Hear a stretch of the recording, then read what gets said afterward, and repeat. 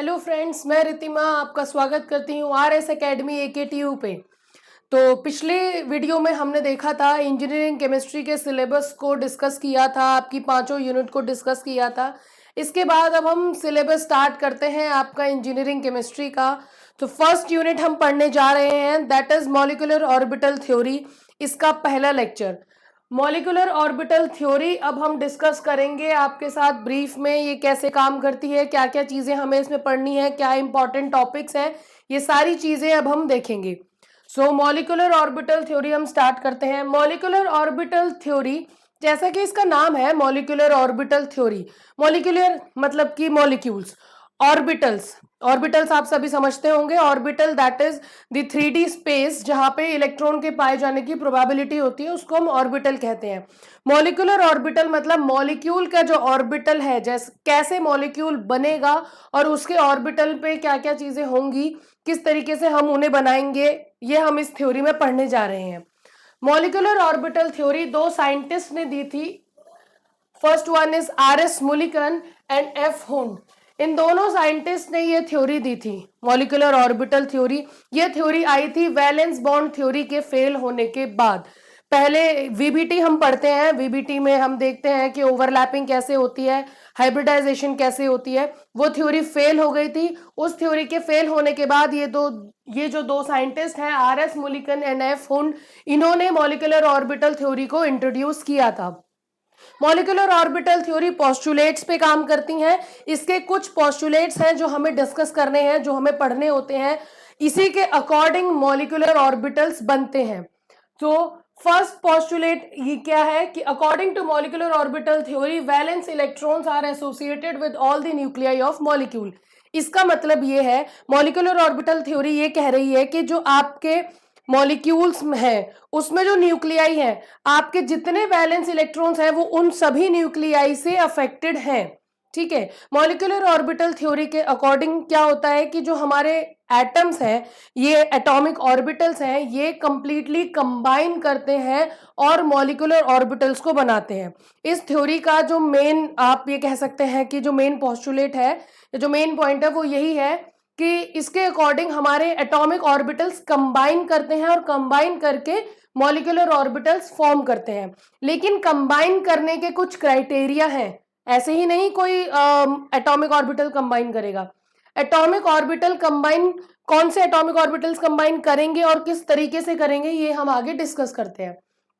तो आपके वही एटॉमिक ऑर्बिटल्स कंबाइन कर सकते हैं जिनकी एनर्जी सेम होगी और जिनकी सिमेट्री सेम होगी।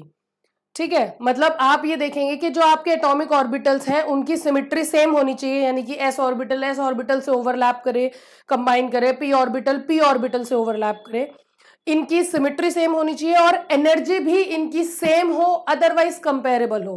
कहने का मतलब है कि अगर एनर्जी में डिफरेंस है तो थोड़ा बहुत डिफरेंस ठीक है चलेगा, लेकिन ऐसा ना हो कि बहुत ज्यादा डिफरेंस हो। ये हम आगे डिस्कस करेंगे ही। ठीक है, तो वही एटॉमिक ऑर्बिटल्स कंबाइन करेंगे जिनकी एनर्जी सेम होगी, जिनकी सिमेट्री सेम होगी, और ये कंबाइन करते हैं LCAO के according, that is linear combination of atomic orbital. ये आपका 2 मार्क्स में पूछा जाता है कि LCAO क्या है, linear combination of atomic orbital क्या है। तो linear combination of atomic orbital के अकॉर्डिंग ही आपके एटॉमिक ऑर्बिटल्स कंबाइन करते हैं।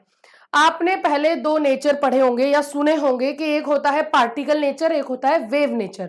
पार्टिकल नेचर में स्ट्रेट लाइन में पार्टिकल ट्रैवल करता है और वेव नेचर में आप जानते हैं कि वेव की फॉर्म में ट्रैवल करता है।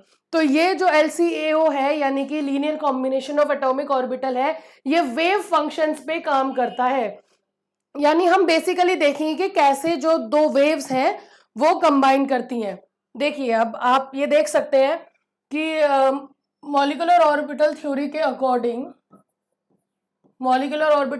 अकॉर्डिंग हमारे एटम A और B जो है वो कंबाइन करेंगे। तो सपोज आपका एटम A है, इसकी एक वेव है जिसको हम साई से डिनोट करेंगे, साई A, और इसकी एक वेव है जिसको हम साई B से डिनोट करते हैं।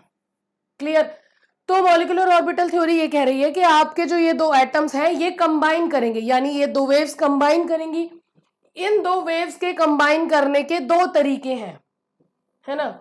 या तो ये कंबाइन करेंगी तो ये सुपर इम्पोज करेंगी, या फिर ये एक दूसरे के अपोजिट डायरेक्शन में चलेंगी। आप देख सकते हैं कि या तो ये सुपर इम्पोज करती हैं एक दूसरे को, यानी दोनों ही वेव्स का जो स्टार्टिंग पॉइंट है वो सेम रहेगा, दोनों अपवर्ड डायरेक्शन से करेंगे, या फिर ये अपोजिट डायरेक्शन में चलेंगे, इस तरीके से। क्लियर है? तो अब आप देख सकते हैं कि ये जो दो वेव्स हैं, जिनको हम एक एटम ए की वेव है साई ए और एक एटम बी की वेव है साई बी, ये दोनों कंबाइन करती हैं, दो तरीके से कंबाइन कर सकती हैं। या तो ये एक दूसरे को सुपर इम्पोज करें, साई ए और साई बी दोनों एक दूसरे को सुपर इम्पोज करें, या फिर साई ए और साई बी दोनों अपोजिट डायरेक्शन में चलें। और इस पूरे तरीके को हम LCAO कहते हैं, linear combination of atomic orbital. Linear combination of atomic orbital जो है आपका, उसको हम इस तरीके से लिखते हैं, Sai A plus minus psi B. ठीक है, अब साई ए और साई बी जो है, आप देखिए,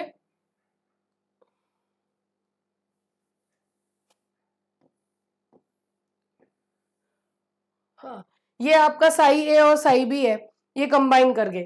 अगर आप इस वाले पोर्शन को देखेंगे, अगर इस तरीके से आपकी वेव कंबाइन करती हैं, तो देखिए ये भी साई ए और ये साई बी है, साई ए भी पॉजिटिव साइड है और साई बी भी पॉजिटिव साइड है। तो जब आपकी दोनों वेव ओवरलैप करती हैं तो इस तरीके को हम कहते हैं एडिटिव मेथड या एडिटिव ओवरलैपिंग, और इसको हम डिनोट करते हैं Sai A plus psi B से। वहीं अगर मैं बात करूं आपकी इस तरीके से, जब दोनों ही वेव्स अपोजिट डायरेक्शन में चलें, तो आपकी साई ए तो पॉजिटिव डायरेक्शन में है, अपवर्ड डायरेक्शन में, और साई बी जो है वो नेगेटिव में है, तो आप इसको साई ए माइनस साई बी से डिनोट करते हैं। और इस तरीके के मेथड को आप लिखते हैं सबस्ट्रैक्टिव ओवरलैपिंग या सबस्ट्रैक्टिव मेथड। ठीक है, यहाँ Sai A plus psi B और यहाँ साई ए माइनस साई बी, इसको हम एडिटिव ओवरलैपिंग कहते हैं और इसको हम सबस्ट्रैक्टिव ओवरलैपिंग कहते हैं। तो आपने देख लिया, linear combination of atomic orbital को हम डिनोट करते हैं इस तरीके से, psi MO is equal to psi A plus minus psi B. Plus minus का मतलब, क्योंकि एक बार हम देखेंगे एडिटिव ओवरलैपिंग और एक बार हम देखेंगे सबस्ट्रैक्टिव ओवरलैपिंग। दो तरीके के मॉलिक्यूलर ऑर्बिटल्स फॉर्म होते हैं इस पूरे मेथड में, जिनको हम बॉन्डिंग और एंटी बॉन्डिंग कहते हैं। एडिटिव ओवरलैपिंग से बनने वाले, देखिए, एडिटिव ओवरलैपिंग से बनने वाले मॉलिक्यूलर ऑर्बिटल को हम बॉन्डिंग मॉलिक्यूलर ऑर्बिटल कहते हैं और इसको हम Sai A plus psi B से डिनोट करते हैं। और सबस्ट्रैक्टिव ओवरलैपिंग से बनने वाले मॉलिक्यूलर ऑर्बिटल्स को हम एंटी बॉन्डिंग मॉलिक्यूलर ऑर्बिटल्स कहते हैं, जिसको हम साई ए माइनस साई बी से डिनोट करते हैं। देखिए, एडिटिव ओवरलैपिंग से बनने वाले मॉलिक्यूलर ऑर्बिटल को हम कह देंगे बॉन्डिंग मॉलिक्यूलर ऑर्बिटल, और सबस्ट्रैक्टिव ओवरलैपिंग से बनने वाले मॉलिक्यूलर ऑर्बिटल को हम कह देंगे anti bonding molecular orbitals. Clear है ये बात? Bonding molecular orbital, anti bonding molecular orbital. अब हम पूरी यूनिट में इन्हीं दो नामों से काम चलाएंगे, bonding molecular orbital, anti bonding. आपको जैसे ही ये नाम सुनाई दे बॉन्डिंग मॉलिक्यूलर ऑर्बिटल, आप समझ जाइएगा कि ये एडिटिव ओवरलैपिंग से बने हुए हैं, और एंटी बॉन्डिंग अगर सुनाई दे तो आप समझ जाइएगा कि ये सबस्ट्रैक्टिव ओवरलैपिंग से बने हुए हैं। ठीक है, बॉन्डिंग मॉलिक्यूलर ऑर्बिटल्स आप देख सकते हैं दोनों जो है वो सेम फेज में है, Sai A plus psi B है। क्या होता है कि बॉन्डिंग मॉलिक्यूलर ऑर्बिटल्स की एनर्जी कम होती है। आप इस बात को ऐसे समझ सकते हैं कि जैसे कोई दो दोस्त हैं और वो दोनों सेम डायरेक्शन में जा रहे हैं हाथ पकड़ के, अगर सेम डायरेक्शन में हाथ पकड़ के जाएंगे तो उनकी एनर्जी कम यूज होगी, तो इनकी एनर्जी जो होती है वो कम होती है। एनर्जी बॉन्डिंग मॉलिक्यूलर ऑर्बिटल की कम होती है। किससे कम होती है? एटॉमिक ऑर्बिटल से कम होती है। और अगर मैं बात करूं एंटी बॉन्डिंग मॉलिक्यूलर ऑर्बिटल्स की, तो इनकी एनर्जी ज्यादा होती है, इनकी एनर्जी ज्यादा होती है एटॉमिक ऑर्बिटल से। अब बात करते हैं हम, देखिए एडिटिव ओवरलैपिंग से बनते हैं, बॉन्डिंग मॉलिक्यूलर ऑर्बिटल कहलाते हैं, एनर्जी कम होती है। ये सब्सट्रैक्टिव ओवरलैपिंग से बनते हैं, एंटी बॉन्डिंग मॉलिक्यूलर ऑर्बिटल कहलाते हैं और इनकी एनर्जी ज्यादा होती है। अब अगर मैं बात करूं कि इन दोनों में से कौन ज्यादा स्टेबल होता है और कौन अनस्टेबल होता है या लेस स्टेबल होता है, तो एडिटिव ओवरलैपिंग से बनने वाले, देखिए एनर्जी से हम स्टेबिलिटी का पता लगा सकते हैं, एनर्जी से हम स्टेबिलिटी का पता लगा सकते हैं।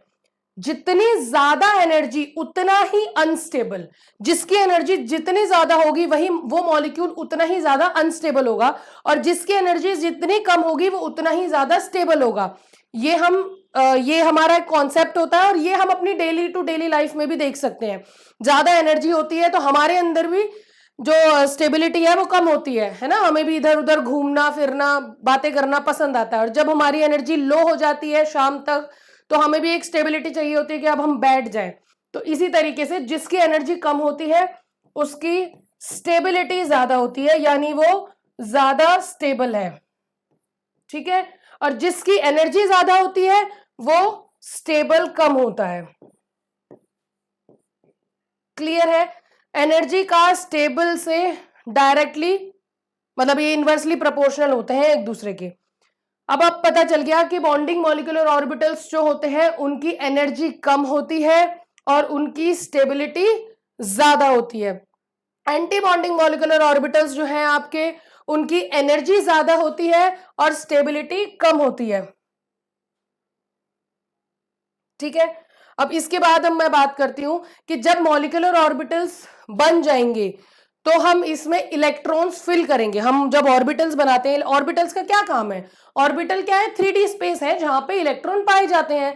तो जब मॉलिक्यूलर ऑर्बिटल बन जाएंगे तो यहाँ पे भी हमें इलेक्ट्रॉन फिल करने होंगे, ये हम आगे सीखेंगे। लेकिन मैं आपको एक छोटी सी बात यहीं पे बताना चाहूंगी कि जिसकी स्टेबिलिटी ज्यादा होगी वहीं पे हम इलेक्ट्रॉन पहले फिल करेंगे, और जिसकी स्टेबिलिटी कम होगी वहां पे हम इलेक्ट्रॉन बाद में फिल करेंगे। यानी यहां पे इलेक्ट्रॉन डेंसिटी ज्यादा रहेगी और यहां पे इलेक्ट्रॉन डेंसिटी कम रहेगी।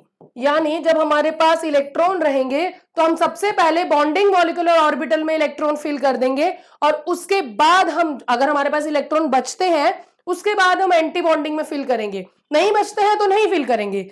अगर हम देखें तो यानी बॉन्डिंग में हमेशा इलेक्ट्रॉन रहेंगे, एंटी बॉन्डिंग में रह भी सकते हैं और नहीं भी रह सकते हैं। तो इसीलिए इलेक्ट्रॉन डेंसिटी बॉन्डिंग में ज्यादा रहेगी और एंटी बॉन्डिंग में कम रहेगी, ठीक है। अब हम आगे चलते हैं।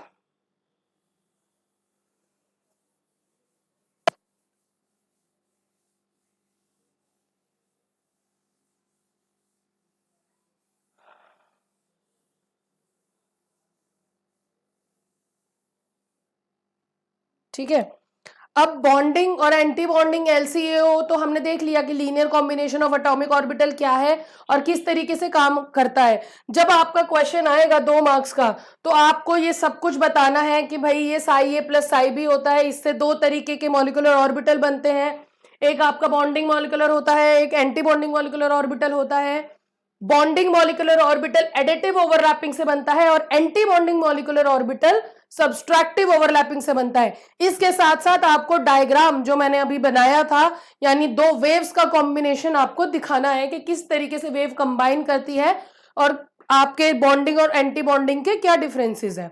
क्लियर है? इसके बाद हम बात करते हैं जब मॉलिक्यूल बनेगा, है ना, जब मॉलिक्यूल बनता है, मान लीजिए ये हमारा एक मॉलिक्यूल है। मॉलिक्यूल कब बनता है? जब एक एटम और 2 एटम के बीच में बॉन्ड क्रिएट होता है ना। आप लोगों को पता है मॉलिक्यूल कब कहलाएगा? जब 2 या 2 से ज्यादा एटम्स कंबाइन करेंगे और बॉन्ड बनाएंगे। तो जब ये बॉन्ड बनेगा, ये बॉन्ड कितने टाइप के होते हैं? आप लोगों को कितने टाइप के बॉन्ड पता है? वैसे तो बहुत सारे टाइप के बॉन्ड होते हैं, है ना। कोवेलेंट बॉन्ड होता है, आयनिक बॉन्ड होता है, कोऑर्डिनेट बॉन्ड होता है, लेकिन हमें इस वक्त उनकी बात नहीं करनी। हमें बात करनी है 2 बॉन्ड की। एक होता है सिग्मा बॉन्ड और एक होता है पाई बॉन्ड। आप लोगों ने शायद पहले सुना होगा सिग्मा बॉन्ड और पाई बॉन्ड। सिग्मा बॉन्ड और पाई बॉन्ड कैसे बनता है? सिग्मा बॉन्ड कब बनता है और पाई बॉन्ड कब बनता है? तो आप लोगों ने पहले सुना होगा कि जब ओवरलैपिंग होती है, तो अगर साइड टू साइड ओवरलैपिंग होती है, या आप कह सकते हैं कि हॉरिजॉन्टल ओवरलैपिंग होती है, तो सिग्मा बॉन्ड बनता है। और अगर ये साइड टू साइड ओवरलैपिंग या हेड टू हेड ओवरलैपिंग, तो सिग्मा बॉन्ड बनता है। और इस तरीके से अगर ओवरलैपिंग होती है, वर्टिकल ओवरलैपिंग, यानी आपका ओवरलैपिंग रीजन आईएनए से ऊपर या आईएनए से नीचे आता है, तो पाई बॉन्ड बनता है। तो बेसिकली मुझे आपको बताना था कि सिग्मा बॉन्ड कैसे बनता है और पाई बॉन्ड कैसे बनता है। दो तरीके के बॉन्ड हम ध्यान रखे हैं, क्योंकि हमारे जो मॉलिक्यूलर ऑर्बिटल बनने वाले हैं वो सिग्मा यानी bonding molecular orbital, sigma anti bonding molecular orbital, pi bonding orbital और पाई एंटी बॉन्डिंग मॉलिक्यूलर ऑर्बिटल्स बनेंगे। क्लियर है? सिग्मा और पाई का कॉन्सेप्ट क्लियर रहना चाहिए कि जब आपकी ओवरलैपिंग रीजन आईएनए पे आता है तो वो आपका सिग्मा बॉन्ड बनाता है, और जब आपका ओवरलैपिंग रीजन आईएनए से ऊपर या नीचे आता है तो वो आपका पाई बॉन्ड बनाता है। इसको आप हॉरिजॉन्टल और वर्टिकल ओवरलैपिंग भी कहते हैं। देखिए, एस ऑर्बिटल अगर हम ले रहे हैं, एस ऑर्बिटल का लीनियर कॉम्बिनेशन अगर हम देखें तो आप देख सकते हैं कि ये हाइड्रोजन के दो एटम्स हैं, है ना, ये हाइड्रोजन के दो एटम है, ये दोनों कंबाइन कर रहे हैं, ये कर रहे हैं कंस्ट्रक्टिव ओवरलैपिंग, या फिर आप इसे कह सकते हैं एडिटिव ओवरलैपिंग। ये जो अभी हमने पढ़ी थी ना एडिटिव ओवरलैपिंग, जिसमें हम देख रहे थे कि सुपर इम्पोज कर रही है, तो एडिटिव ओवरलैपिंग को हम कंस्ट्रक्टिव ओवरलैपिंग भी कहते हैं। तो जब आपका एटम्स जो है कंस्ट्रक्टिव ओवरलैपिंग करते हैं, तो देखिए आप इस तरीके से ये कंबाइन करते हैं और कंबाइन करके एक ऐसा स्ट्रक्चर फॉर्म कर लेते हैं।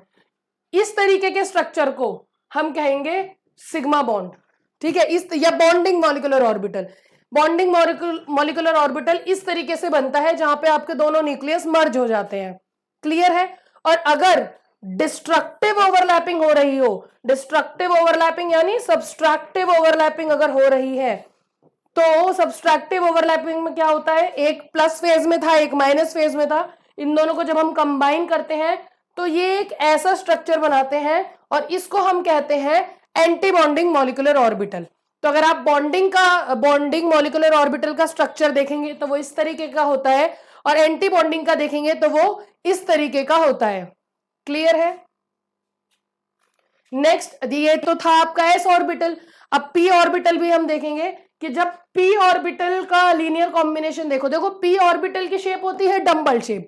डंबल शेप का है तो उसको ओवरलैप करने के लिए, कंबाइन करने के दो तरीके हैं, एक तो वो हॉरिजॉन्टली होगा, एक वो वर्टिकली होगा। तो जब हॉरिजॉन्टली होगा तो भाई आप पी ऑर्बिटल देखेंगे, ये पी जेड है, ये भी पी जेड है, और ये हॉरिजॉन्टली ओवरलैप करेगा। हॉरिजॉन्टली ओवरलैप करेगा तो दो तरीके से करेगा। हॉरिजॉन्टल में हमेशा सिग्मा बॉन्ड बनता है, पहली चीज। वर्टिकल जब ओवरलैप करता है तो पाई बॉन्ड बनता है, ये मैं आपको अभी बताया था। तो जब ये बनेगा तो सिग्मा बॉन्डिंग और सिग्मा एंटी बॉन्डिंग बनेगा। क्लियर है? सिग्मा बॉन्डिंग और sigma anti bonding. Constructive overlapping करेगा तो सिग्मा बॉन्डिंग, और डिस्ट्रक्टिव करेगा तो सिग्मा एंटी बॉन्डिंग। अब आप देखिए, ये जब बॉन्डिंग बना रहा है तो इस तरीके का स्ट्रक्चर बनाता है, और जब एंटी बॉन्डिंग बनाता है तो दो अलग अलग स्ट्रक्चर्स बनाता है। बॉन्डिंग में कंबाइन हो जाता है, एंटी बॉन्डिंग में दो अलग स्ट्रक्चर्स रहते हैं। यही मैं बात करूं कि अगर आपका पी ऑर्बिटल इस तरीके से ओवरलैप कर रहा है, यानी वर्टिकल ओवरलैप कर रहा है, तो वर्टिकल ओवरलैपिंग में देखिए आप आईएनए से ऊपर और आईएनए से नीचे आएगा इसका ओवरलैपिंग रीजन, तो ये स्ट्रक्चर ऐसा बनेगा। पाई एंटी बॉन्डिंग ऐसे बनता है और पाई बॉन्डिंग इस तरीके से बनता है। ठीक है? क्लियर है? दो तरीके की ओवरलैपिंग होती है, बहुत ज्यादा परेशान होने की जरूरत नहीं है, दो ही चीजें आपको याद करनी है। एस ऑर्बिटल और एस ऑर्बिटल जब कंबाइन करता है, देखिए मैं आपको बता देती हूं,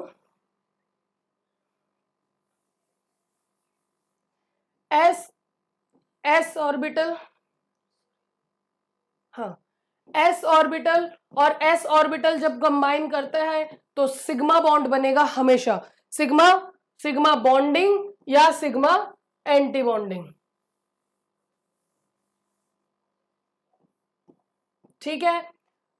पी ऑर्बिटल अगर पी ऑर्बिटल से कंबाइन कर रहा है तो पाई बनेगा, पाई बॉन्डिंग और पाई एंटी बॉन्डिंग। इसके अलावा p ऑर्बिटल से कंबाइन करके सिग्मा और सिग्मा एंटी बॉन्डिंग भी बना सकता है। इसके अलावा s ऑर्बिटल p ऑर्बिटल से कंबाइन करेगा तो वो केवल सिग्मा और सिग्मा एंटी बॉन्डिंग बनाएगा। अब देखिए दो चीज तो फिक्स हो गई, s ऑर्बिटल और s ऑर्बिटल कंबाइन करेगा तो सिग्मा बॉन्ड बनेगा, सिग्मा बॉन्डिंग मॉलिक्यूलर ऑर्बिटल और sigma anti bonding molecular orbital.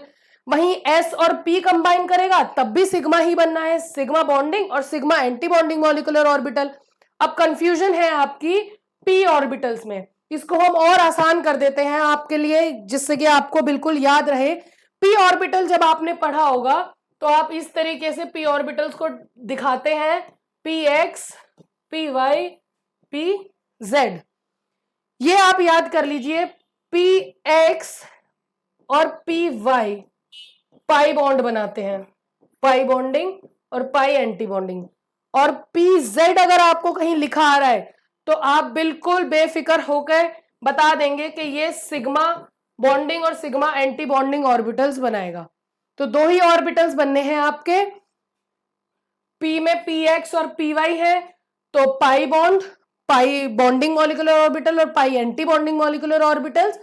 और अगर pz है तो सिग्मा बॉन्डिंग और sigma anti bonding molecular orbital. अब बिल्कुल क्लियर है, S S orbital, S S combination sigma, S P combination sigma, sigma bonding sigma anti bonding. P P में कोई कंफ्यूजन नहीं है, पी एक्स और पी वाई अगर आपको दिखाई देता है तो पाई, पाई बॉन्डिंग पाई एंटी बॉन्डिंग, और पी जेड है तो सिग्मा बॉन्डिंग और sigma anti bonding.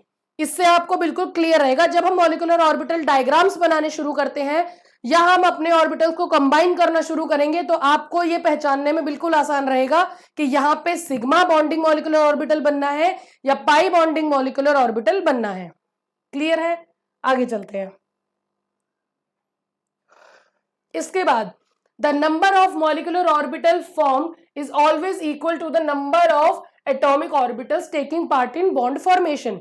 That is, आपके कितने मॉलिक्यूलर ऑर्बिटल बनेंगे ये डिपेंड करेगा कि कितने एटॉमिक ऑर्बिटल्स कंबाइन कर रहे हैं।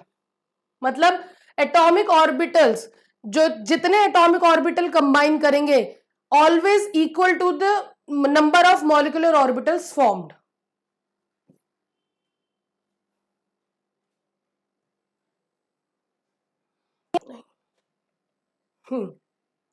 number of atomic orbital combined is equal to number of molecular orbital formed. Clear है? कितने एटॉमिक ऑर्बिटल्स कंबाइन कर रहे हैं उतने ही मॉलिक्यूलर ऑर्बिटल्स बनेंगे। तो अभी तक आपने कितने पोस्टुलेट्स पढ़े हैं? फर्स्ट पोस्टुलेट ये है कि आपके एटॉमिक ऑर्बिटल्स कंबाइन करते हैं और मॉलिक्यूलर ऑर्बिटल बनाते हैं। कौन से एटॉमिक ऑर्बिटल्स कंबाइन करते हैं? एटॉमिक ऑर्बिटल्स जिनकी एनर्जी सेम होती है, सिमेट्री सेम होती है, वही एटॉमिक ऑर्बिटल कंबाइन करते हैं और मॉलिक्यूलर ऑर्बिटल बनाते हैं। किसके बेसिस पे करते हैं? Atomic orbitals linear combination of atomic orbital के बेसिस पे कंबाइन करते हैं और मॉलिक्यूलर ऑर्बिटल फॉर्म करते हैं जिनका नाम होता है बॉन्डिंग मॉलिक्यूलर ऑर्बिटल और antibonding molecular orbital. And next postulate है कि number of atomic orbital combine is equal to the number of molecular orbital formed. कितने एटॉमिक ऑर्बिटल कंबाइन कर रहे हैं उतने ही मॉलिक्यूलर ऑर्बिटल्स बनेंगे। एटॉमिक ऑर्बिटल और मॉलिक्यूलर ऑर्बिटल इक्वल होंगे। जैसे कि आप देख सकते हैं इस वाले डायग्राम में, देखिए आपके एटॉमिक ऑर्बिटल्स कंबाइन कर रहे हैं, पहला ये एटॉमिक ऑर्बिटल, दूसरा ये एटॉमिक ऑर्बिटल। दो एटॉमिक ऑर्बिटल्स मैंने लिए हैं, ये दोनों कंबाइन कर रहे हैं। कंबाइन करके दो मॉलिक्यूलर ऑर्बिटल बना दिए, एक बॉन्डिंग मॉलिक्यूलर ऑर्बिटल और एक एंटी बॉन्डिंग मॉलिक्यूलर ऑर्बिटल। दो कंबाइन करें तो दो ही मॉलिक्यूलर ऑर्बिटल फॉर्म हुए हैं। चार कंबाइन करते तो चार मॉलिक्यूलर ऑर्बिटल आते। 10 कंबाइन करेंगे तो 10 मॉलिक्यूलर ऑर्बिटल बनेंगे। तो कॉन्सेप्ट बिल्कुल क्लियर है कि जितने एटॉमिक ऑर्बिटल्स कंबाइन करते हैं उतने ही मॉलिक्यूलर ऑर्बिटल बनते हैं। यहाँ पे आपने देखा कि दो एटॉमिक ऑर्बिटल कंबाइन कर रहे हैं इसीलिए 2 मॉलिक्यूलर ऑर्बिटल फॉर्म हो रहे हैं। नेक्स्ट हम आते हैं, energy level of bonding molecular orbital is less than energy level of bonding molecular orbital is less than individual atomic orbital. ये बात मैंने आपको linear combination of atomic orbital में समझाई है कि जितने जो आपके बॉन्डिंग मॉलिक्यूलर ऑर्बिटल बनेंगे, जो भी बनेंगे, उनकी एनर्जी हमेशा एटॉमिक ऑर्बिटल से कम रहेगी। तो इसीलिए हम, आप देखना डायग्राम जब बनाएंगे तो एटॉमिक ऑर्बिटल जिस एनर्जी लेवल पे बनाएंगे उससे कम एनर्जी लेवल पे हम बॉन्डिंग मॉलिक्यूलर ऑर्बिटल्स बनाएंगे। अगर मैं बात करूं एंटी बॉन्डिंग मॉलिक्यूलर ऑर्बिटल्स की, तो एंटी बॉन्डिंग मॉलिक्यूलर ऑर्बिटल की एनर्जी हमेशा ज्यादा रहेगी, is more than atomic orbitals. Energy level of bonding molecular orbitals is more than atomic orbitals. Anti bonding की एनर्जी ज्यादा रहती है एटॉमिक ऑर्बिटल से। क्लियर है? और इसके अलावा तीसरे टाइप के भी एक मॉलिक्यूलर ऑर्बिटल्स होते हैं जिन्हें हम नॉन बॉन्डिंग मॉलिक्यूलर ऑर्बिटल कहते हैं। ये कौन से मॉलिक्यूलर ऑर्बिटल्स होते हैं? वो मॉलिक्यूलर ऑर्बिटल्स जो बॉन्ड फॉर्मेशन में पार्टिसिपेट ही नहीं कर रहे, that do not participate in bonding और बॉन्ड फॉर्मेशन, जो बॉन्डिंग में पार्टिसिपेट नहीं करते हैं, उस तरीके के मॉलिक्यूलर ऑर्बिटल्स को हम नॉन बॉन्डिंग मॉलिक्यूलर ऑर्बिटल्स कहते हैं। नॉन बॉन्डिंग इलेक्ट्रॉन्स भी होते हैं, जैसे आपने सुना होगा लोन पेयर्स हैं। लोन पेयर क्या होते हैं? जो आपके इलेक्ट्रॉन्स प्रेजेंट तो है पर वो बॉन्ड नहीं बनाएंगे। ठीक है, आपने इस तरीके के स्ट्रक्चर्स देखे होंगे। ये दो इनके पास लोन पेयर है ना, इस तरीके के स्ट्रक्चर हमने देखे हुए हैं। ये लोन पेयर है, ये कभी बॉन्ड फॉर्मेशन में पार्टिसिपेट नहीं करते, तो इन्हें हम क्या कहते हैं? Non bonding molecular orbital. और इसी तरह के इलेक्ट्रॉन्स को हम कहते हैं नॉन बॉन्डिंग इलेक्ट्रॉन्स। इसके अलावा मॉलिक्यूलर ऑर्बिटल्स जो है वो सभी पॉलीसेंट्रिक है। पॉलीसेंट्रिक का मतलब अभी हमने देखा है हमारे डायग्राम्स में, जितने भी हमारे आपके ये मॉलिक्यूलर ऑर्बिटल्स बन रहे हैं इसमें 2-2 सेंटर हैं, देख रहे हैं ना आप, ये 2-2 सेंटर है। तो जितने आपके मॉलिक्यूलर ऑर्बिटल्स बनेंगे ये पॉलीसेंट्रिक होते हैं, यानी एक से ज्यादा सेंटर्स इसमें पाए जाते हैं, एक से ज्यादा न्यूक्लियस इसमें पाए जाते हैं।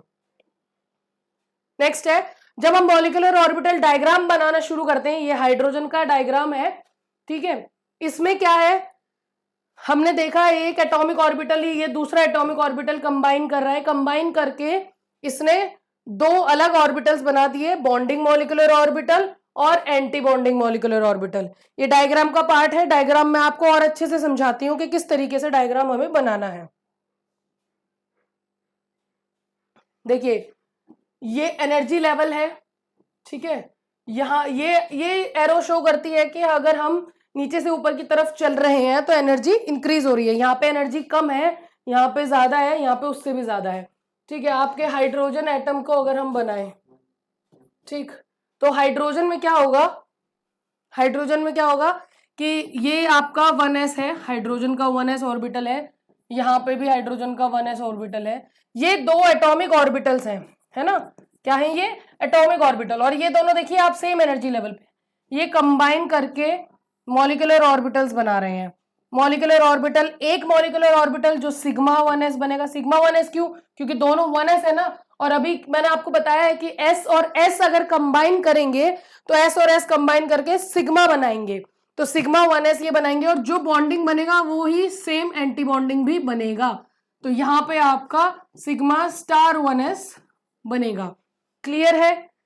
इसके हाइड्रोजन में 1 इलेक्ट्रॉन होता है, इसमें भी 1 इलेक्ट्रॉन होता है, और दोनों जब कंबाइन करते हैं तो ये इस तरीके से इसका डायग्राम बनता है। आप देखिए 2 एटॉमिक ऑर्बिटल्स कंबाइन कर रहे हैं, 2 ही मॉलिक्यूलर ऑर्बिटल्स बन रहे हैं, बॉन्डिंग की एनर्जी एटॉमिक से कम है ना डिफरेंस, ये देख सकते हैं आप, इतना डिफरेंस है।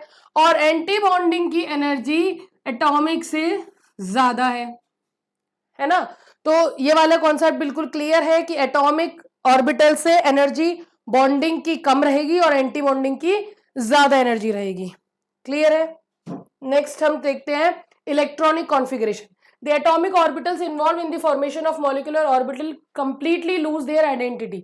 देखिए जितने हमारे मॉलिक्यूलर ऑर्बिटल्स बन रहे हैं ये जो एटॉमिक ऑर्बिटल है उनकी एक अपनी आइडेंटिटी होती है, अपनी प्रॉपर्टीज होती हैं, लेकिन जब मॉलिक्यूलर ऑर्बिटल बनता है तो वो अपनी पुरानी आइडेंटिटी को लूज कर देता है और उसकी खुद की नई प्रॉपर्टीज जनरेट होती हैं। ये हमने देखा ही, देखिए आप दोनों ही बॉन्डिंग की और एंटी बॉन्डिंग की जो शेप है वो आपकी एटॉमिक ऑर्बिटल के जैसी नहीं है, और एनर्जी भी दोनों की सेम नहीं है, बॉन्डिंग की कम है एटॉमिक से और एंटी बॉन्डिंग की ज्यादा है। तो हम देख ही सकते हैं कि ये अपनी एनर्जी लूज कर देते हैं। नेक्स्ट इलेक्ट्रॉन फिलिंग हम करेंगे। भाई हम ऑर्बिटल्स बना रहे हैं, मॉलिक्यूलर ऑर्बिटल्स बन रहे हैं, तो ये किस लिए बना रहे हैं कि आगे उसमें इलेक्ट्रॉन्स फिल करे जाएंगे। इलेक्ट्रॉन फिल करने के लिए 3 रूल्स फॉलो होते हैं, Aufbau principle, Pauli exclusion principle and Hund's rule of maximum multiplicity. Clear? ये 3 हमें रूल्स फॉलो करने होते हैं। ये 3 का अगर मैं आपको एक सार बताऊं तो बहुत छोटी सी बात है। वैसे आप लोगों ने इलेक्ट्रॉनिक कॉन्फ़िगरेशन पहले सुनी भी है और पढ़ी भी होगी, बट मैं आपको इन तीनों का बता देती हूं। देखिए, जब हम इलेक्ट्रॉनिक कॉन्फ़िगरेशन लिखते हैं तो हमें ये 3 रूल फॉलो करने हैं, Aufbau principle, Pauli exclusion principal और हुंड्स रूल। तो उसमें हमें क्या करना है, वो ये तीनों ये कहते हैं कि जब हमारे पास ऑर्बिटल है, ठीक है,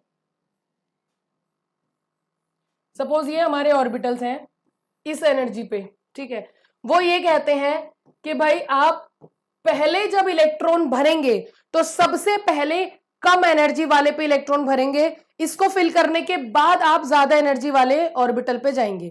यानी कम एनर्जी वाले ऑर्बिटल में पहले इलेक्ट्रॉन भरे जाएंगे, उसके बाद ज्यादा एनर्जी वाले पे। क्लियर है? तो हम पहले पे पहले भर देंगे, उसके बाद उससे हायर एनर्जी लेवल पे जाएंगे। नेक्स्ट जो रूल है वो ये कहता है कि अगर आपके ऑर्बिटल सेम एनर्जी लेवल पे है तो आप पहले उसे हाफ फिल्ड करेंगे।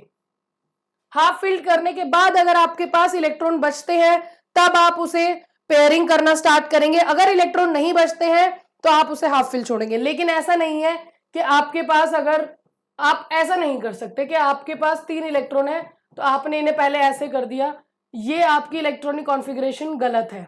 आप ऐसे नहीं भर सकते। अगर सेम एनर्जी लेवल पे ऑर्बिटल है तो इसमें आपको इलेक्ट्रॉन हाफ फिल्ड करने हैं। इसको आप ऐसे समझ सकते हैं कि अगर हमारे सामने 3 बच्चे बैठे हैं और तीनों बच्चे बिल्कुल सेम एनर्जी लेवल पे हैं, सेम एनर्जी लेवल पे मतलब तीनों ने सुबह ब्रेकफास्ट किया है। अब मेरे पास एक बिस्किट है, एक बिस्किट का पैकेट है, तो मैं क्या करूंगी, मैं उन तीनों बच्चों में बराबर बांटूंगी क्योंकि तीनों ही सेम एनर्जी लेवल पे हैं। हाँ, अगर ऐसा होता कि एक बच्चे ने रात से खाना नहीं खाया है और 2 बच्चों ने ब्रेकफास्ट किया है तो भाई सबसे पहले मैं किसे दूंगी, जिसकी एनर्जी सबसे कम है। तो वही वाला कॉन्सेप्ट आप यहां लगाएंगे, एनर्जी कम है तो पहले इलेक्ट्रॉन भरिए, इसको फिल करने के बाद ज्यादा एनर्जी वाले पे जाएंगे। दूसरा कॉन्सेप्ट ये है कि अगर एनर्जी सेम है, सेम एनर्जी लेवल पे ऑर्बिटल है, तो पहले आप उसे हाफ फिल्ड करिए, उसके बाद आप उसमें पेयरिंग करना स्टार्ट करेंगे। और जो लास्ट कॉन्सेप्ट है वो ये है कि एक बॉक्स यानी एक ऑर्बिटल में आप मैक्सिमम 2 इलेक्ट्रॉन भर सकते हैं और वो दोनों इलेक्ट्रॉन ऑपोजिट स्पिन के होंगे। ऑपोजिट स्पिन के होंगे क्यों? क्योंकि जब आप और इलेक्ट्रॉन्स ऑपोजिट स्पिन में करते हो तो इसको मैग्नेटिक फील्ड में अगर मैं रखूं, मैं अगर इसे मैग्नेटिक फील्ड में रखूं तो इस पे मैग्नेटिक फील्ड का कोई असर नहीं होगा, इसकी स्पिन जो है वो कैंसिल आउट हो जाएंगी। इसीलिए हम एक ऑर्बिटल में मैक्सिमम 2 इलेक्ट्रॉन रखते हैं और दोनों ही ऑपोजिट स्पिन के होते हैं। क्लियर है इलेक्ट्रॉनिक कॉन्फ़िगरेशन? तो इसी कॉन्सेप्ट को हमें, इसी इलेक्ट्रॉनिक कॉन्फ़िगरेशन के कॉन्सेप्ट को हमें एटॉमिक ऑर्बिटल्स में रखना होता है और यही सेम कॉन्सेप्ट, यही 3 रूल्स हमें आपके मॉलिक्यूलर ऑर्बिटल में इलेक्ट्रॉन फिल करते टाइम भी याद रखने हैं। जब हम मॉलिक्यूलर ऑर्बिटल बना देंगे तो उसमें जब हम इलेक्ट्रॉन फिल करेंगे तो वहां पे भी हमें यही 3 रूल याद रखने हैं। अब बात करते हैं हम इलेक्ट्रॉनिक कॉन्फ़िगरेशन। किसकी इलेक्ट्रॉनिक कॉन्फ़िगरेशन? मॉलिक्यूल्स की। मॉलिक्यूल्स की इलेक्ट्रॉनिक कॉन्फ़िगरेशन एटॉमिक ऑर्बिटल की कॉन्फ़िगरेशन से बिल्कुल अलग होती है। मॉलिक्यूल की इलेक्ट्रॉनिक कॉन्फ़िगरेशन में हमें सिग्मा का भी इस्तेमाल होगा, सिग्मा एंटी बॉन्डिंग का भी होगा, पाई का भी होगा, इन सभी बॉन्ड्स का हम इस्तेमाल करेंगे क्योंकि जब मॉलिक्यूल बना है तो बॉन्ड बनेंगे, अगर बॉन्ड बने हैं तो वो सिग्मा होगा या पाई होगा। मैंने आपको जो थोड़ी देर पहले ये कॉन्सेप्ट बताया है कि एस ऑर्बिटल के साथ कंबाइन करता है तो सिग्मा बनाता है, पी एक्स और पी एक्स कंबाइन करते हैं या पी एक्स और पी वाई होते हैं तो वो पाई ऑर्बिटल बनाते हैं। इसी तरीके से pz होगा तो वो सिग्मा बनाएगा। ये सारे कॉन्सेप्ट अब हमें यहाँ पे यूज करने हैं। तो हमें इलेक्ट्रॉनिक कॉन्फ़िगरेशन पढ़नी है, ठीक है। इलेक्ट्रॉनिक कॉन्फ़िगरेशन को हम कैसे पढ़ सकते हैं?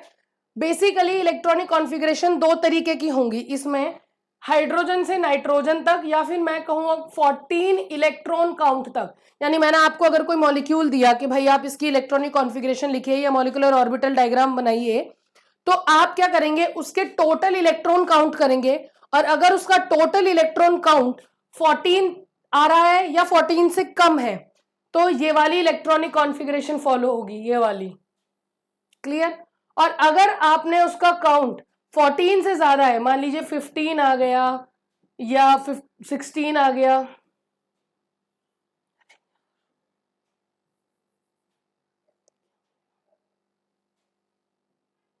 फिफ्टीन इलेक्ट्रॉन तक, 16 इलेक्ट्रॉन, 17 इलेक्ट्रॉन, कितने भी है ना, 14 तक हम एक इलेक्ट्रॉनिक कॉन्फ़िगरेशन फॉलो करेंगे, और 14 से ज्यादा पे हम ये वाली इलेक्ट्रॉनिक कॉन्फ़िगरेशन फॉलो करेंगे।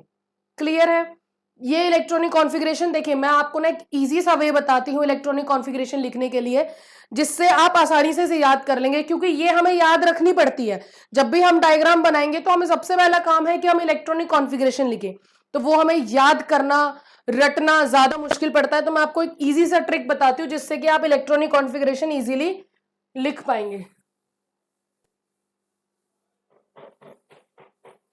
मान लीजिए हम नाइट्रोजन की ही इलेक्ट्रॉनिक कॉन्फ़िगरेशन पहले लिखते हैं, ठीक है। नाइट्रोजन का टोटल काउंट होता है 14, यानी हमें ऊपर वाली इलेक्ट्रॉनिक कॉन्फ़िगरेशन की तरह लिखना है। आप नाइट्रोजन एटम की इलेक्ट्रॉनिक कॉन्फ़िगरेशन तो हमें सबको पता है, 1s2 2s2 2p3, राइट। और देखिए इस N2 का मतलब क्या है कि दो नाइट्रोजन है ना, दो नाइट्रोजन एटम्स है, तो दूसरे वाले की भी तो सेम ही इलेक्ट्रॉनिक कॉन्फ़िगरेशन होगी ना, 1s2 2s2 2p3। क्लियर? बहुत इजी सा कॉन्सेप्ट है, बहुत आसानी से हम इलेक्ट्रॉनिक कॉन्फ़िगरेशन लिख सकते हैं। कैसे लिखेंगे? आप क्या करिए, आपको 14 इलेक्ट्रॉन तक लिखनी है ना, ठीक है। इसमें हम क्या करेंगे, एक बार यहां 1s है, एक बार यहां 1s है, 1s भी दो बार लिखा हुआ है, 2s भी दो बार लिखा हुआ है, 2p भी दो बार लिखा हुआ है। लिखते चलिए, 1s दो बार लिखा है तो दो बार लिखेंगे, 2s भी दो बार लिखा है तो दो बार लिखेंगे। अब आ जाते हैं 2p पे, 2p भी दो बार लिखा हुआ है, लेकिन इसको हम थोड़ा सा अलग तरीके से लिखेंगे। कैसे? 2px 2py 2pz, यानी p को हमने px py और pz में भी डिवाइड कर दिया। एक बार लिख लिया, एक बार और लिखेंगे, 2px 2py 2pz, ठीक है। अब बहुत सिंपल सी बात, वही कॉन्सेप्ट लगाना है कि अगर s ऑर्बिटल से कंबाइन करेगा तो कौन सा बॉन्ड बनता है? Sigma bond. तो s ऑर्बिटल पे सिग्मा बॉन्ड। अच्छा, बनने कौन से अगर बॉन्डिंग बनेगा तो एंटी बॉन्डिंग भी बनेगा, यानी अगर सिग्मा बॉन्डिंग बना है तो सिग्मा का एंटी बॉन्डिंग भी बनेगा, यानी सिग्मा स्टार, ठीक है। ऐसे ही 2s है, 2s माने s ऑर्बिटल है तो सिग्मा, फिर सिग्मा एंटी बॉन्डिंग, क्योंकि 2s है, जो बॉन्डिंग बनेगा उसी का एंटी बॉन्डिंग भी बनेगा। क्लियर है? फिर 2p है, 2px, मैंने आपको अभी इससे पहले कॉन्सेप्ट में बताया है कि अगर px और py है तो वो क्या बनाते हैं? पाई बॉन्ड बनाते हैं, और pz कौन सा बनाता है? सिग्मा बॉन्ड बनाता है। क्लियर है? पाई एक्स और पाई पाई 2px और पाई 2py जो होता है वो सेम एनर्जी लेवल पे होता है, इसलिए हम इनके बीच में इक्वल टू का साइन लगाते हैं, ठीक है। और सिग्मा जो है वो उससे ज्यादा एनर्जी पे है। यही अगर मैं बात करती हूं एंटी बॉन्डिंग की, तो 2px और 2py, जब पाई बॉन्डिंग बना है तो पाई एंटी बॉन्डिंग भी बनेगा। क्लियर है? तो पाई एंटी बॉन्डिंग आपका बनेगा, तो पाई एंटी बॉन्डिंग 2px और पाई एंटी बॉन्डिंग 2py, ये दोनों भी सेम एनर्जी लेवल पे होते हैं, इसलिए इनके बीच में भी इक्वल टू का साइन। और इसके बाद सिग्मा 2pz है तो उसका भी सिग्मा एंटी बॉन्डिंग। क्लियर है ये बात?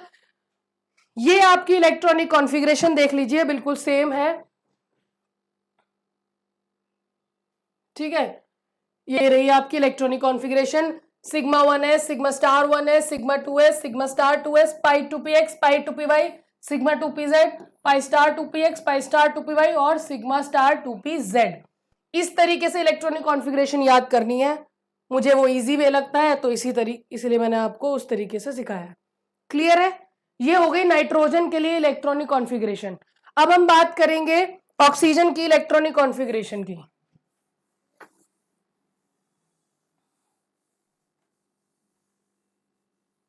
सेम वही कॉन्सेप्ट है। ऑक्सीजन की इलेक्ट्रॉनिक कॉन्फ़िगरेशन के लिए भी आप मॉलिक्यूल लिखिए, मॉलिक्यूल के टोटल इलेक्ट्रॉन काउंट करिए। इसमें 16 इलेक्ट्रॉन होते हैं। कैसे? एक ऑक्सीजन में 8 इलेक्ट्रॉन होते हैं। एटॉमिक नंबर कितना होता है ऑक्सीजन का? 8। तो इसमें कितने इलेक्ट्रॉन्स होंगे? 8 इलेक्ट्रॉन। और ऑक्सीजन की खुद की इलेक्ट्रॉनिक कॉन्फ़िगरेशन यानी एटॉमिक इलेक्ट्रॉनिक कॉन्फ़िगरेशन होती है 1s2 2s2 2p4। क्लियर? फिर से वही कॉन्सेप्ट, 1s 1s 2 बार, 2s 2s 2 बार क्यों? क्योंकि 2 एटम्स है ना, इसीलिए। ठीक है? 2p। अब इसमें क्योंकि मैंने आपको बताया था ना कि इलेक्ट्रॉनिक कॉन्फ़िगरेशन तो चेंज होगी, 14 इलेक्ट्रॉन तक एक जैसी और 14 के बाद अलग। तो हमने वहां पे 2px पहले लिखा था, यहां पे मुझे 2pz पहले लिखना है और 2px और 2py बाद में। क्लियर है? इसके बाद अगर मैं एंटी बॉन्डिंग की बात करूंगी तो यहां पे कोई चेंज नहीं है। यहां 2px पहले, 2py बाद में और लास्ट में 2pz।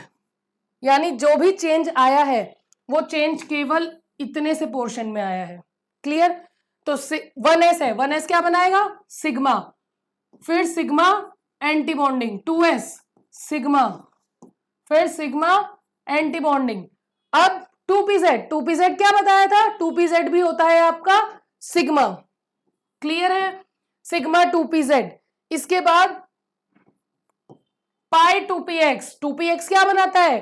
2px और 2py आपके पाई बॉन्ड बनाते हैं। क्लियर है? फिर से आ जाइए 2px, pi star 2px, pi star 2py और सिग्मा स्टार 2pz। इस तरीके से इलेक्ट्रॉनिक कॉन्फ़िगरेशन याद करके देखिए, बहुत आसान रहती है याद करना और इजीली याद हो जाती है। साइंस है, इतना रटेंगे थोड़ी ना। माना कि केमिस्ट्री है, थ्योरेटिकल सब्जेक्ट है, लेकिन रटने के अलावा भी बहुत सारे ऑप्शंस हैं हमारे पास जिससे कि हम इन चीजों को रिमेंबर रख सकते हैं। आप देख लीजिए इलेक्ट्रॉनिक कॉन्फ़िगरेशन को, जब आप सेकंड वाली इलेक्ट्रॉनिक कॉन्फ़िगरेशन देख रहे हैं,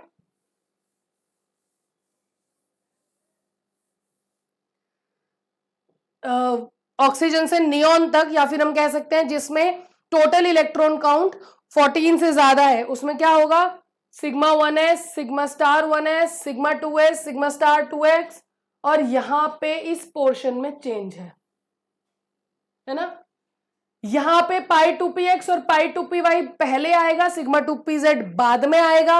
यहां पे सिग्मा 2pz पहले आएगा और पाई 2px और पाई 2py बाद में आएगा। बाकी कोई चेंज नहीं है, आप लोग ध्यान से देखिएगा।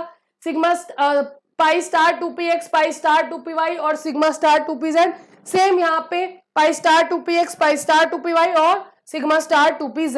तो जो चेंजेस हैं वो केवल यहीं पे होते हैं, यहाँ पे ये ऑर्बिटल स्वैप हो जाते हैं। जैसे ही आप डायग्राम बनाएंगे तो आप देख पाएंगे कि जब 14 इलेक्ट्रॉन तक होते हैं तो ये ऑर्बिटल स्वैप, मतलब आपके पाई 2px और पाई 2py पहले होते हैं, कम एनर्जी लेवल पे होते हैं, और सिग्मा 2pz ज्यादा एनर्जी लेवल पे होता है। और जैसे ही इलेक्ट्रॉन बढ़ते हैं ये स्वैप हो जाते हैं, सिग्मा 2pz की एनर्जी कम हो जाती है, पाई 2px और पाई 2py की एनर्जी ज्यादा हो जाती है। इसके बाद हम कॉन्सेप्ट पे आते हैं। आपने वर्ड सुना होगा पैरामैग्नेटिक और डायामैग्नेटिक।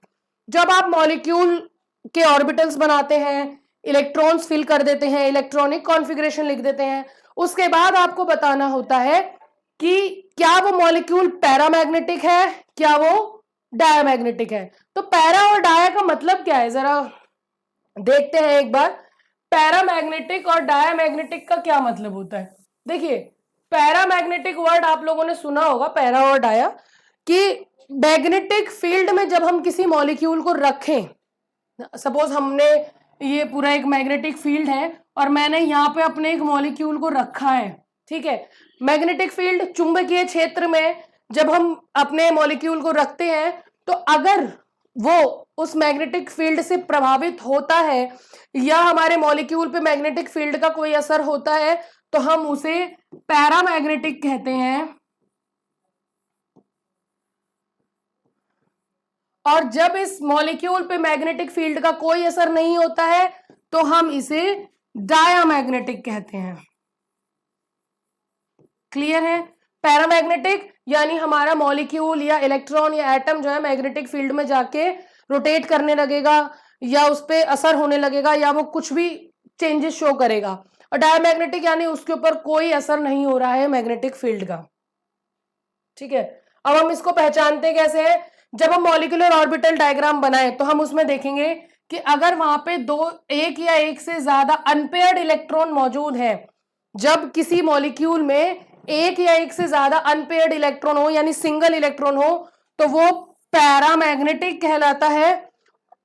पैरामैग्नेटिक कहलाता है। और जब वहां पे सभी के सभी इलेक्ट्रॉन पेयर्ड हैं तो वो डायामैग्नेटिक कहलाता है। इलेक्ट्रॉन अगर सिंगल दिखाई दे तो पैरामैग्नेटिक, अगर सभी इलेक्ट्रॉन्स पेयर्ड हो तो डायामैग्नेटिक।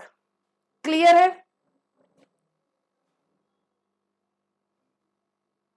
अब हम नेक्स्ट कॉन्सेप्ट पे आते हैं, नेक्स्ट पोस्टुलेट पे आते हैं, that is bond order. Bond order is what? आप लोग बॉन्ड ऑर्डर से क्या समझते हैं? Bond order is basically the number of bonds formed between the atoms. मैं अगर कहूं कि मेरे ये दो एटम्स हैं, इनके बीच में कितने बॉन्ड बने हैं, ये इसका बॉन्ड ऑर्डर है। 2 बॉन्ड बने हैं, 3 बॉन्ड बने हैं। तो बॉन्ड ऑर्डर का मतलब अगर हम लेमैन लैंग्वेज में कहें या हम एक नॉर्मल भाषा में कहें तो बॉन्ड ऑर्डर का मतलब होता है कि टोटल नंबर ऑफ बॉन्ड कितने बने हैं उस मॉलिक्यूल में, है ना, या उन दो एटम्स के बीच में कितने बॉन्ड है। हम इसको कैलकुलेट कर सकते हैं इस फॉर्मूला से। Bond order is equal to half number of bonding electron minus number of antibonding electron. फिर से देखिए, bond order is equal to half number of bonding electrons. Bonding molecular orbital में कितने इलेक्ट्रॉन है उसमें से number of antibonding electrons, और उसको डिवाइडेड बाय 2 कर देते हैं हम। ठीक है, तो ये हमारा आ जाता है क्या? Bond order. Bond order is equal to 1/2 of the difference between the number of electron in bonding molecular orbital and in antibonding molecular orbital. N B यहाँ पे बॉन्डिंग मॉलिक्यूलर ऑर्बिटल के इलेक्ट्रॉन्स हैं और N A यहाँ पे antibonding molecular orbitals के electrons हैं। ठीक है, बॉन्ड ऑर्डर के कुछ सिग्निफिकेंस हैं। हम बॉन्ड ऑर्डर को कैसे निकालते हैं उसके कुछ कुछ सिग्निफिकेंस है। पहली चीज ये है कि बॉन्ड ऑर्डर 0 आ सकता है। आप अगर बॉन्ड ऑर्डर कैलकुलेट करें, क्योंकि ये तो एक फॉर्मूले से कैलकुलेट हो रहा है, आप जब उसे कैलकुलेट करें तो वो 0 आ सकता है, इसमें घबराने की बात नहीं है। लेकिन अगर बॉन्ड ऑर्डर 0 आता है तो इसका क्लियर मतलब है कि वो मॉलिक्यूल एग्जिस्ट नहीं करता, यानी वो ऐसा कोई मॉलिक्यूल पाया नहीं जाता। जैसे ही हम आगे डायग्राम्स बनाना सीखेंगे वहां पे आप देखेंगे आपको दोनों ही एग्जांपल्स मिलेंगे। ऐसे मॉलिक्यूल भी हैं जिनका बॉन्ड ऑर्डर 0 आएगा, और 0 आएगा तो हम समझ जाएंगे कि ऐसा कोई मॉलिक्यूल नहीं है। ठीक है, बॉन्ड ऑर्डर नेगेटिव नहीं आ सकता। बॉन्ड ऑर्डर अगर आप कैलकुलेट कर रहे हैं और वो नेगेटिव आ रहा है तो आप समझिए कि कैलकुलेशन में गड़बड़ है। बॉन्ड ऑर्डर नेगेटिव नहीं आ सकता। या तो बॉन्ड होगा या तो नहीं होगा, नेगेटिव तो हो ही नहीं सकता ना, नेगेटिव नहीं हो सकता है। तो इसलिए अगर आपका बॉन्ड ऑर्डर नेगेटिव आए तो आप समझ जाइएगा कि आपकी कैलकुलेशन में प्रॉब्लम है, नेगेटिव नहीं आ सकता। 0 आ सकता है या कोई ना कोई पॉजिटिव वैल्यू आएगी। बॉन्ड ऑर्डर की जो वैल्यू है वो पॉजिटिव आ सकती है, और जब पॉजिटिव आएगी तो हम कहेंगे कि हाँ ये मॉलिक्यूल एग्जिस्ट करता है और इस मॉलिक्यूल में इन दोनों एटम्स के बीच में इतने बॉन्ड बने हैं। जैसे कि अगर आपका बॉन्ड ऑर्डर 2 आ गया तो आप कहेंगे कि हमारे इन दोनों एटम्स के बीच में डबल बॉन्ड प्रेजेंट है। क्लियर? बॉन्ड ऑर्डर +1 हो सकता है, +2 हो सकता है, +3 हो सकता है। इनफैक्ट बॉन्ड ऑर्डर फ्रैक्शनल भी हो सकता है। बॉन्ड ऑर्डर आपका 1/2 भी आ सकता है, 5/2 भी आ सकता है। क्लियर है? 5/2 भी आएगा, 1/2 भी आएगा, इससे घबराना नहीं है। इसका मतलब है कि इसमें पार्शियल बॉन्ड आते हैं। पार्शियल बॉन्ड कैसे बनते हैं ये मैं आपको नेक्स्ट वीडियो में बताऊंगी। Bond order is directly proportional to bond stability and inversely proportional to bond length. जितना ज्यादा बॉन्ड ऑर्डर होगा उतना ही बॉन्ड आपका स्टेबल होगा और उतनी ही उसकी बॉन्ड लेंथ कम होगी। बिल्कुल क्लियर है। देखिए ये सिंगल बॉन्ड है, ठीक है, ये डबल बॉन्ड है और ये ट्रिपल बॉन्ड है। इस लाइन से आप ये बिल्कुल क्लियरली समझ सकते हैं बॉन्ड ऑर्डर बढ़ रहा है। इसका बॉन्ड ऑर्डर 1 है, इसका बॉन्ड ऑर्डर 2 है, इसका बॉन्ड ऑर्डर 3 है। जैसे जैसे बॉन्ड ऑर्डर बढ़ रहा है वैसे वैसे बॉन्ड लेंथ कम हो रही है, क्योंकि इनवर्सली प्रोपोर्शनल होता है। तो बॉन्ड ऑर्डर जब 1 है यानी सिंगल बॉन्ड है तो उसकी लेंथ ज्यादा है। 2 है, बॉन्ड ऑर्डर बढ़ा, लेंथ कम हो गई। 3, बॉन्ड ऑर्डर बढ़ा, लेंथ और भी कम हो गई।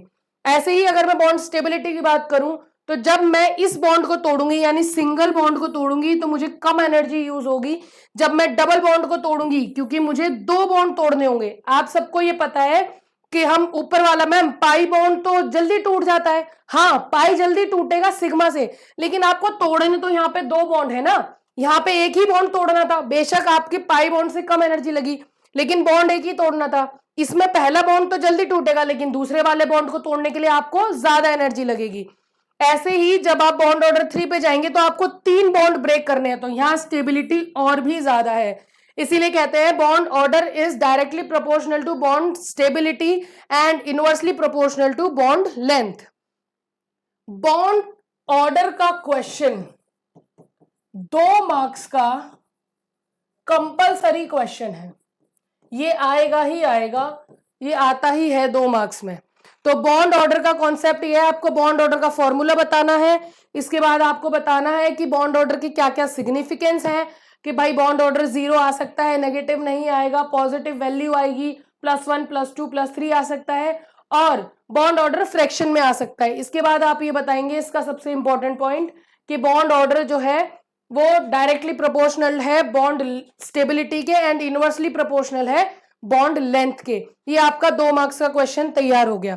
अब आपने जितनी अभी तक पढ़ा इसमें 2 इंपॉर्टेंट क्वेश्चन थे, एक LCAO linear combination of atomic orbital 2 marks का इंपॉर्टेंट क्वेश्चन, और ये है आपका बॉन्ड ऑर्डर 2 मार्क्स का इंपॉर्टेंट क्वेश्चन। नेक्स्ट हम आगे बढ़ते हैं। बॉन्डिंग मॉलिक्यूलर ऑर्बिटल और एंटी बॉन्डिंग मॉलिक्यूलर ऑर्बिटल में डिफरेंस क्या होता है, ठीक है। बॉन्डिंग मॉलिक्यूलर ऑर्बिटल और एंटी बॉन्डिंग मॉलिक्यूलर ऑर्बिटल का डिफरेंस वो मैं आपको बता भी चुकी हूं, दोबारा से रिवाइज करते हैं। Bonding molecular orbital additive overlapping से बनता है। अभी हमने देखा था ना जो हमारी वेव्स हैं वो एडिटिव ओवरलैपिंग से बनता है आपका बॉन्डिंग मॉलिक्यूलर ऑर्बिटल, और सब्सट्रैक्टिव ओवरलैपिंग से बनता है आपका anti bonding molecular orbital. Clear. Bonding molecular orbital को हम ऐसे डिनोट करते हैं Ψa + Ψb, और एंटी बॉन्डिंग मॉलिक्यूलर ऑर्बिटल को हम Ψa - Ψb से डिनोट करते हैं। बॉन्डिंग मॉलिक्यूलर ऑर्बिटल्स में इलेक्ट्रॉन्स कंट्रीब्यूट करते हैं बॉन्ड फॉर्मेशन में, जबकि एंटी बॉन्डिंग मॉलिक्यूलर ऑर्बिटल्स में इलेक्ट्रॉन्स कंट्रीब्यूट नहीं करते बॉन्ड फॉर्मेशन में। क्लियर है। बॉन्डिंग मॉलिक्यूलर ऑर्बिटल्स की एनर्जी लो होती है और स्टेबिलिटी हाई होती है, और एंटी बॉन्डिंग मॉलिक्यूलर ऑर्बिटल की एनर्जी हाई होती है और स्टेबिलिटी लो होती है। ये मैंने आपको अभी थोड़ी देर पहले ही समझाया है कि बॉन्डिंग की एनर्जी कम होगी, स्टेबिलिटी ज्यादा होगी, और एंटी बॉन्डिंग की एनर्जी ज्यादा होगी, स्टेबिलिटी कम होगी। बॉन्डिंग को हम सिग्मा और पाई से डिनोट करते हैं, जबकि एंटी बॉन्डिंग को हम सिग्मा स्टार और पाई स्टार से डिनोट करते हैं। क्लियर है। जब भी हम इलेक्ट्रॉन भरेंगे तो इलेक्ट्रॉन डेंसिटी हायर होगी बॉन्डिंग में और इलेक्ट्रॉन डेंसिटी कम रहती है एंटी बॉन्डिंग में। मैंने कहा कि जब भी हम इलेक्ट्रॉन भरते हैं तो बॉन्डिंग में पहले भरते हैं, बचते हैं तो एंटी बॉन्डिंग में भरते हैं, नहीं बचते हैं तो नहीं भरते हैं। तो क्योंकि हम हर बार बॉन्डिंग में भरेंगे तो बॉन्डिंग में तो हमेशा ज्यादा रहेंगे, एंटी बॉन्डिंग में कम रहेंगे, ठीक है। और maximum electrons bonding molecular orbital में मैक्सिमम इलेक्ट्रॉन्स न्यूक्लियस के बीच में पाए जाते हैं। आपने देखा होगा इस तरीके से हम 2 न्यूक्लियस बना रहे थे, इन दोनों के बीच में आपके बॉन्डिंग बॉन्डिंग में इलेक्ट्रॉन्स पाए जाते हैं और एंटी बॉन्डिंग में वो स्कैटर्ड होते हैं, क्योंकि आपका इस तरीके से एक स्ट्रक्चर बन रहा है, तो इसलिए यहाँ पे आपके जो भी इलेक्ट्रॉन्स हैं वो स्कैटर्ड होते हैं। क्लियर है बॉन्डिंग और एंटी बॉन्डिंग का डिफरेंस। So thank you. अगर आपको मेरी वीडियो पसंद आई हो तो लाइक और सब्सक्राइब करना ना भूलें। Thank you.